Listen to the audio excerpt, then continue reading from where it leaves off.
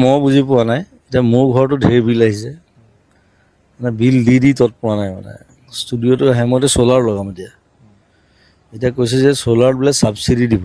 ঠিক আছে মই লগাম তাৰপিছত কি ছাবচিডি দিয়ে মই নাজানো সেইটো চাম বাৰু কিন্তু মই চ'লাৰ লগাম এই এনেকৈ বিল দি থাকিব নোৱাৰে নহয় মানুহে এনেকৈ পানীৰ বিল পানী এতিয়া ঘৰে ঘৰে পানী দিয়ে সেইটোও বিল দি থাকিব লাগিব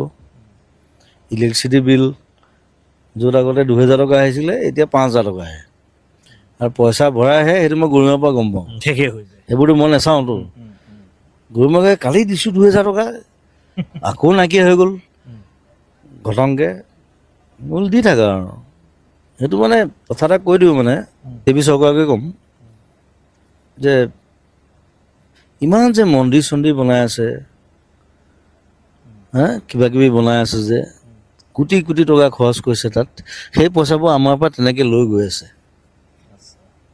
এইবোৰ চব পলিটিকেল মুভমেণ্ট হয় মই খাতিৰো নকৰোঁ মই ক'বলৈও খাতিৰ নকৰোঁ মই চিধা কওঁ সেইবোৰ বন্ধ কৰক মানুহৰ কামত লাগক উন্নয়নমূলক কামত লগাব উন্নয়নমূলক ইমান ডাঙৰ ৰাম মছজিদ কি ৰাম মন্দিৰ বনালে লাভটো কি হ'ল তাতে হাৰিলে দেখোন আৰু মানুহৰ কাৰণে লাগক মানুহৰ কাৰণে কাম কৰক এইবোৰ ভগৱানক পূজা কৰি থাকিলে দেশৰ উন্নতি নহয়তো কাম কৰিব লাগিব কৰ্মই ধৰ্ম বুদ্ধদেৱে কৈ থৈ গৈছে